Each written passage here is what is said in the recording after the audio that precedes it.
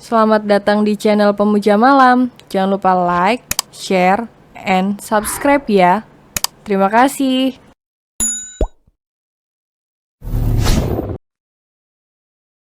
Episode 26 selalu punya cara membuatku bahagia. Satria merenggangkan tubuhnya, memberikan sedikit jarak di antara kami. Lalu dia menyodorkan pipi kirinya kepadaku. Malu-malu aku mulai mendekatkan bibirku ke pipinya. Tapi Satria malah memutar kepalanya menghadapku dan hasilnya aku jadi mencium bibirnya. Aku sontak menarik kepalaku menjauh dari wajah Satria, jantungku berdebar-debar tak karuan rasanya.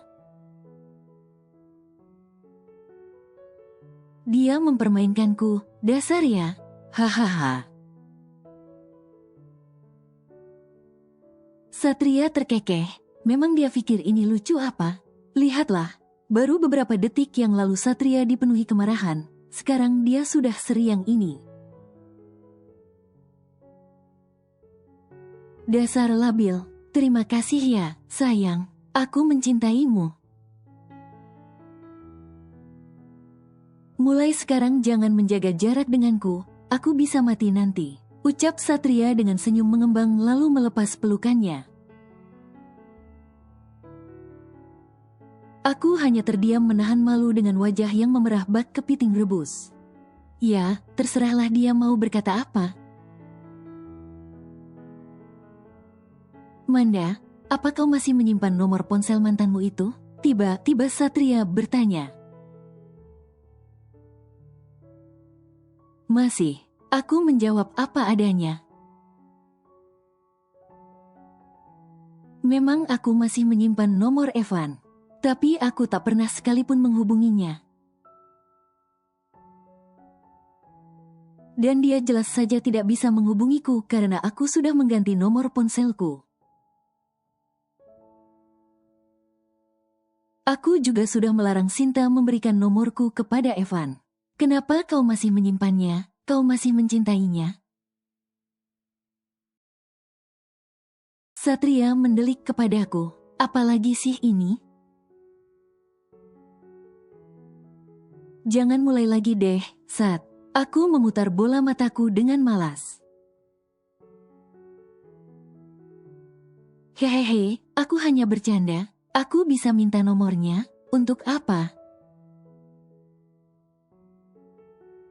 Tanyaku bingung, tidak mungkin kan dia mau kenalan. Aku ingin mengungkap perselingkuhannya dengan Renita.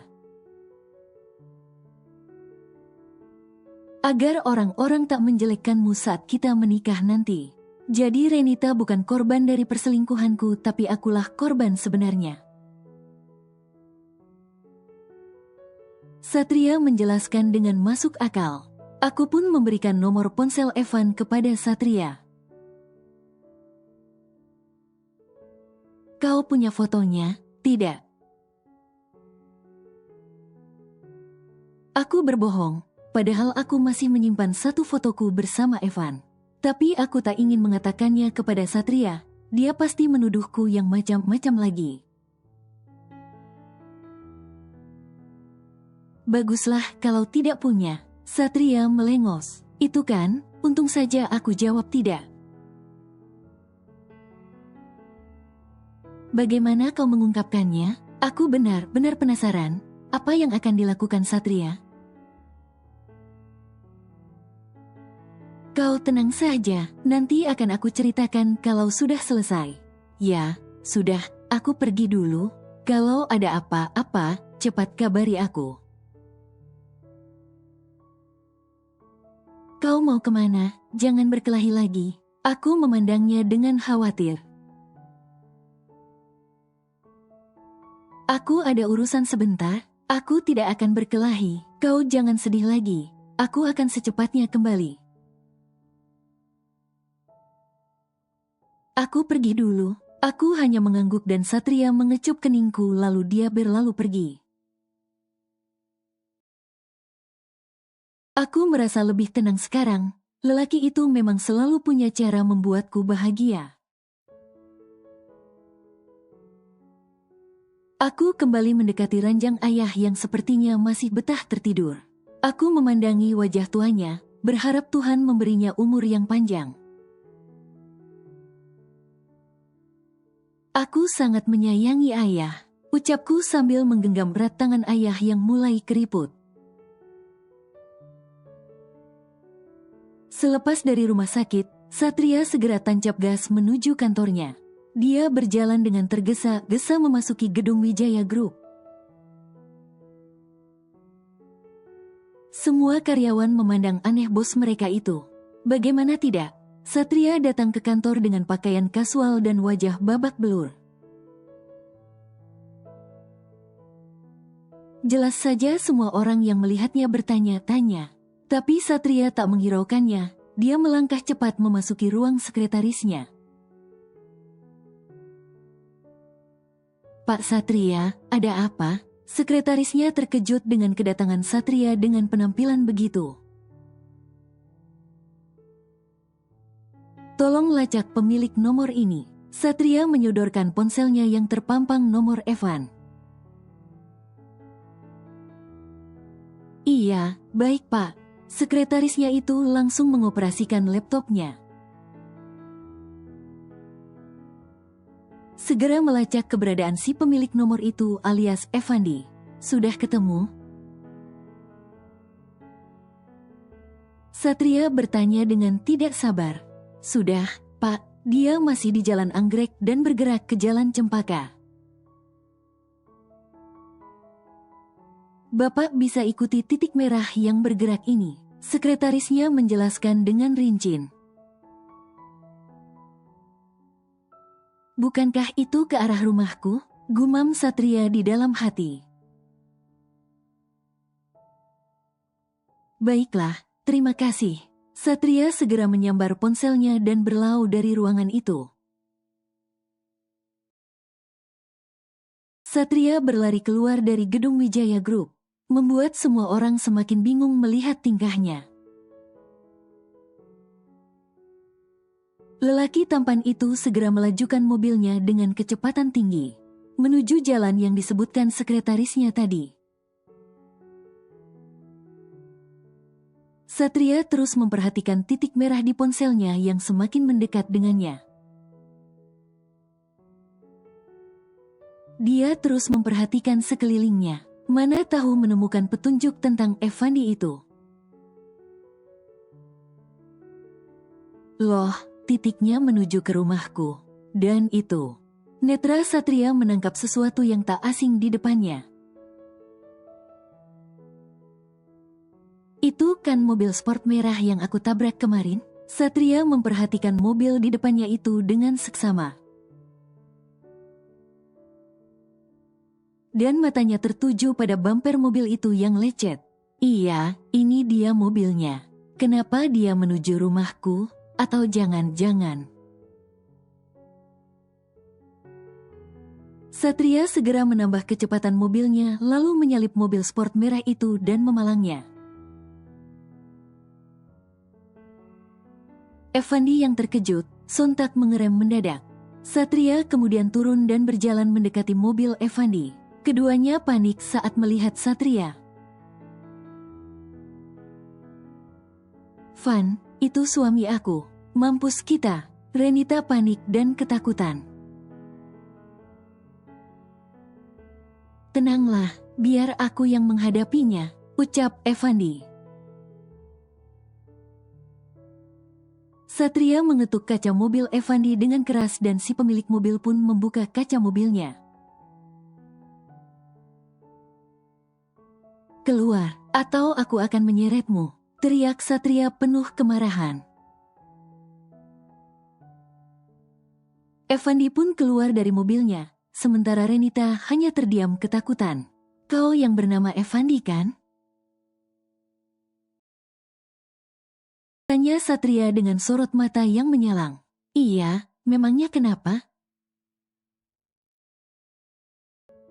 Evandi bertanya dengan nada menantang. Tanpa basa-basi, Satria langsung meninju wajah Evandi dengan keras. Lelaki itu sampai menghantam mobilnya sendiri. Tak cukup sampai di situ, Satria pun melayangkan kembali pukulannya ke perut Evandi. Hingga dia terbungkuk dan meringis kesakitan. Walaupun Satria juga merasakan sakit di tangannya. Bahkan luka robeknya itu kembali berdarah, tapi dia abaikan. Brengsek.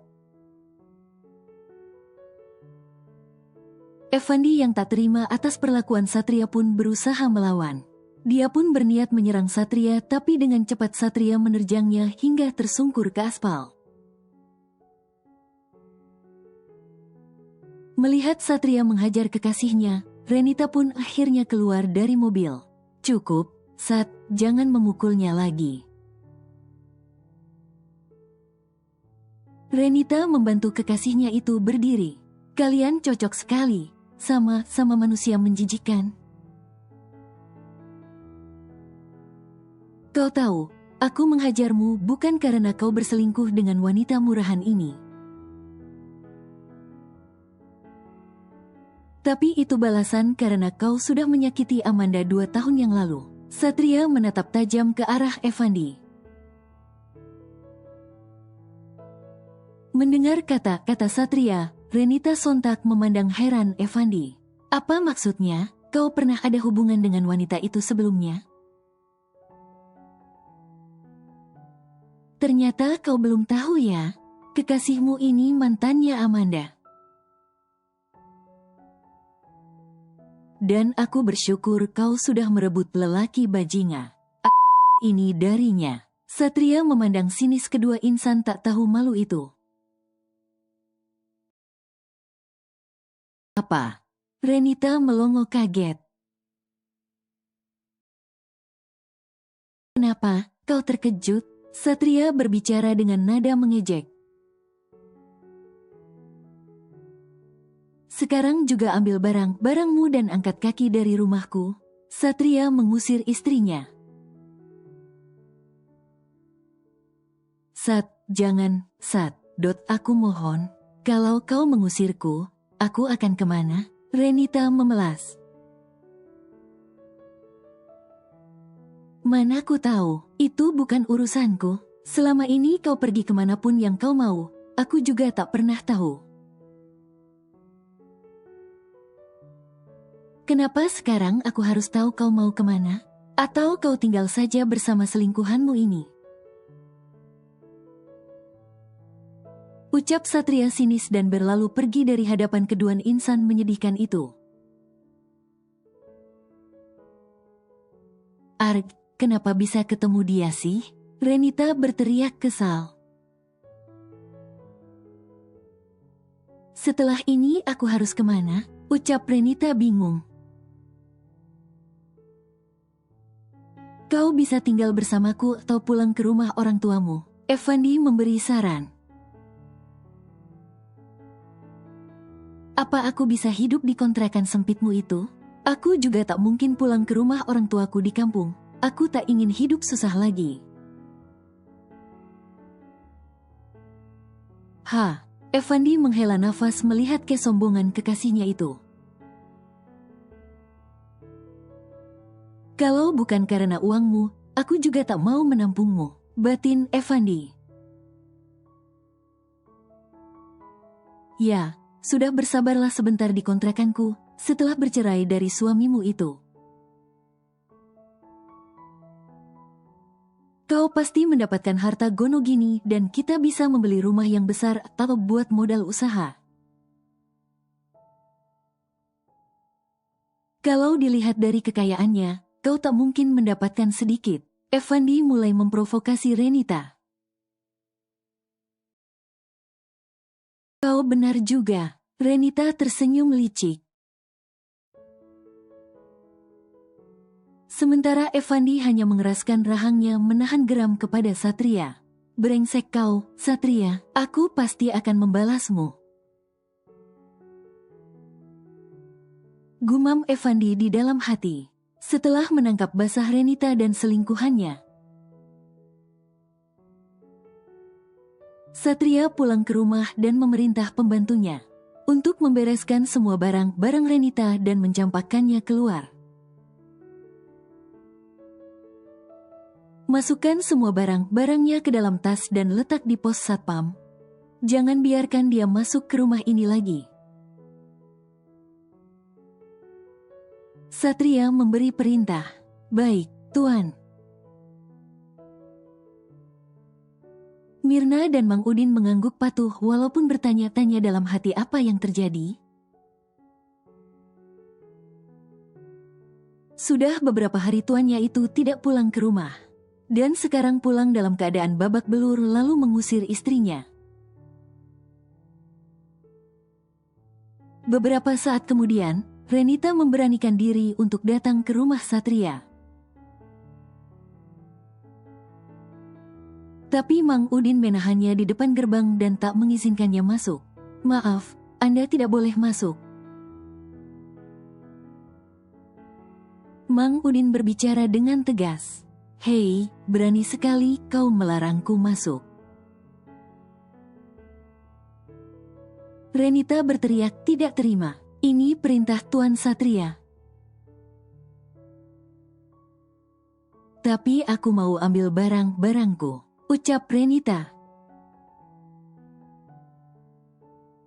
Ini barang-barang Anda. Silahkan bawa pergi. Mang Udin memberikan 2 koper besar barang-barang Renita yang sudah diberesi Mirna tadi. Apaan ini? Sebaiknya Anda pergi sekarang juga. Mang Udin mengusir istri majikannya itu. Semuanya dia lakukan tentunya atas perintah Satria. Renita pun pasrah dan akhirnya pergi membawa semua barang-barangnya itu dengan perasaan kesal. Aku akan membalasmu wanita sialan. Sedangkan Satria hanya memandang Renita dari atas balkon kamarnya dengan wajah yang sendu. Akhirnya semua berakhir dengan seperti ini. Kau orang yang pernah kusayangi dulu, kini menjadi orang yang paling menyakiti aku. Tapi aku bersyukur karena Tuhan telah mengirim seseorang yang jauh lebih baik darimu. Ucap Satria di dalam hatinya. Aku masih memandangi wajah tua ayah yang terlelap tanpa bersuara. Tak ada kata-kata yang dapat mewakili perasaanku saat ini. Aku hanya berharap semua akan baik-baik saja. Suasana hening dan sendu ini mendadak pudar. Saat ponselku berdering nyaring, ada panggilan masuk dari Dimas.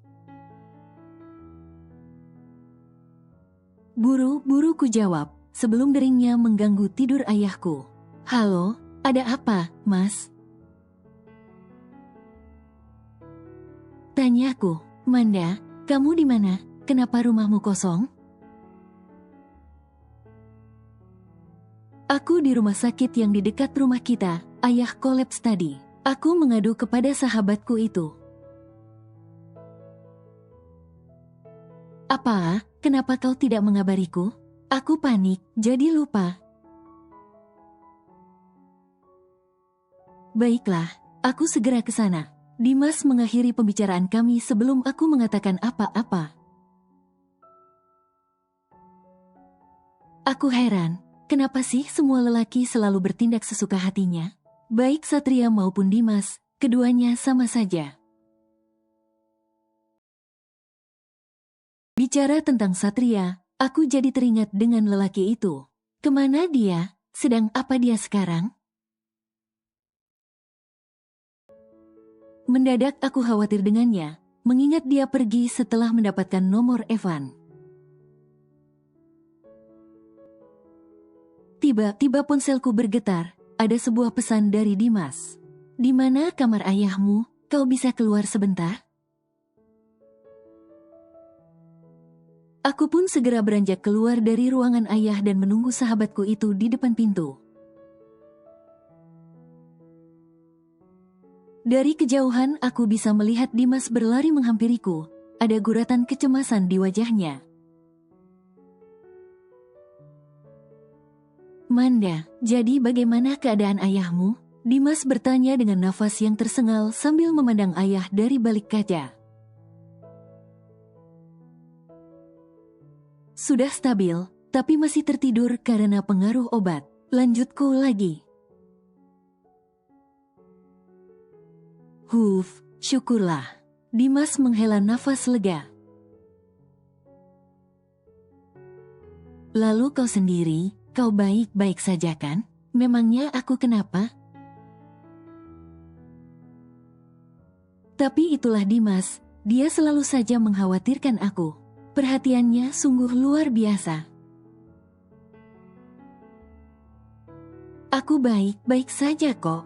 Kau sudah makan siang?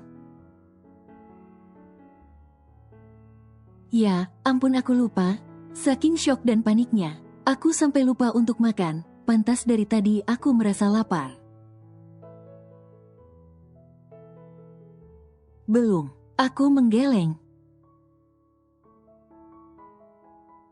Kalau begitu ayo kita makan dulu. Kebetulan aku juga belum makan. Dimas mengajakku, tapi aku merasa segan. Tidak usah, Mas. Aku menolak. Aku tak ingin selalu merepotkan Dimas. Manda, nanti kau sakit. Bagaimana kau bisa menjaga ayahmu jika kau juga tidak sehat? Ucapan Dimas benar juga. Lagi pula aku memang sudah lapar. Baiklah, tapi ayah bagaimana? Aku takut dia terbangun dan mencariku.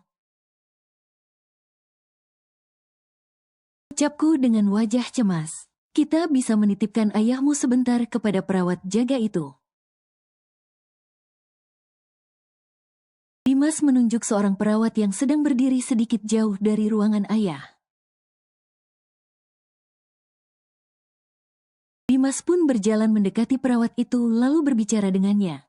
Entah apa yang sahabatku itu katakan, aku tidak mendengarnya. Yang pasti perawat itu mengangguk. Sudah, yuk. Setelah selesai berbicara dengan perawatan itu, Dimas segera menarik tanganku. Untuk mengikuti langkahnya, kita mau makan di mana, Mas? Tanyaku.